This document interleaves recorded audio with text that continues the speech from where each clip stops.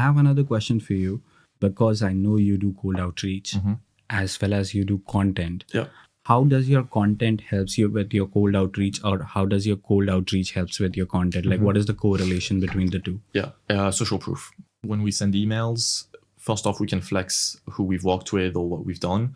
But the moment people search for our name or try to look us up on social media, we're there and the numbers speak for themselves. True. About cold emailing, what is your approach? Like, do you directly go in and pitch, or do you try to educate them, highlight a problem? Like, hey, I saw your socials, the count is less, it could be grown, we can help you. How does that work for you? We're very direct. We only send one email ever. There's no follow-ups. And we're like, here's what we've done for other people. Here's a booking link. And khalas. That's it. Yeah. You are the first person who doesn't do any follow-up. I know the kind of volume you are sending.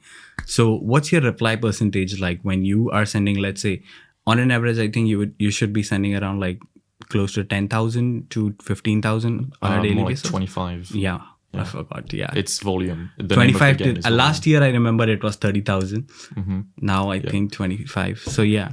So what is the positive reply percentage for you with? I think that's the wrong metric to look at. Like no one cares. How many meetings are you booking? Like that's what matters. No, I'm saying how many people get back to you with tell me more. But exactly, I think there's a lot of agencies, and I'm not taking a shot at all. No, it's no, just no, like, I get it. Most time I speak about cold emails, people are like, what's your response rate? I'm like, this is why I'm doing this podcast, because I have people from different background, different verticals.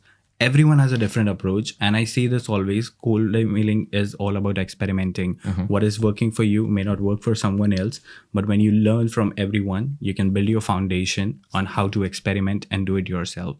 So it's very interesting. And you mentioned like reply percentage is like a gimmick. Doesn't matter. So yeah, doesn't matter. So why do you say that? We don't do follow-ups, so people either book or they don't. And most people don't respond to our emails. They just click the link, book a meeting. Second, it doesn't matter if you have a 15% reply rate but no one books a meeting, then it doesn't matter. So you are. But if you have a 0 response rate but people book meetings, then ultimately the outcome you're trying to get is book a meeting, right? True. So how many meetings do you get? Like if I have to talk in terms of percentage. So it's very minimal, but we average 50 meetings a week with just cold emails right now. Interesting. But so if we send about 100,000 emails a week and we book 50, like the percentage is very low. The beauty of cold emails is that it's a simple equation. It's like you do volume times booking rate equals number of meetings. So if you just want to increase your number of meetings, you increase the volume.